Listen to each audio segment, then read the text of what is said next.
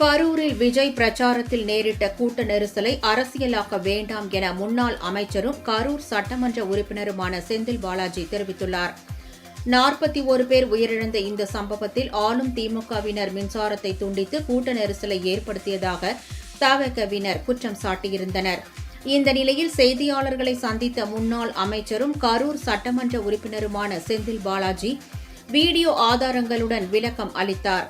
மக்கள் கீழே இருந்து உதவி கேட்கின்றனர், அதன் பின்னர்தான் விஜயே தண்ணீர் பாட்டில்களை தூக்கி போடுவதாக கூறிய அவர், இந்த வீடியோவை நாங்கள் எடுக்கவில்லை, நீங்கள் வெளியிட்டதுதான் என தெரிவித்தார்.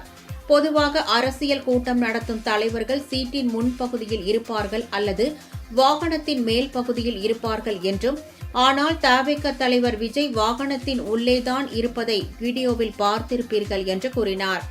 வாகனம் 500 மீட்டர் தொலைவை கடந்து செல்ல 1 மணி நேரம் ஆகியுள்ளதாக குறிப்பிட்ட அவர், வாகனத்தின் திரை மூடப்பட்டு விளக்கு அணைக்கப்பட்டுள்ளதையும் சுட்டிக்காட்டினார். கரூர் துயர சம்பவம் மிக கொடுமையானது என்றும் உயிரிழந்தவர்கள் குடும்பத்திற்கு ஆழ்ந்த இரங்கல்களை தெரிவித்துக் கொள்வதாகவும் கூறினார். கரூர் மக்களுக்கு ஆதரவாக இருந்த அனைத்து அரசியல் தலைவர்களுக்கும் செந்தில் பாலாஜி நன்றி தெரிவித்தார்.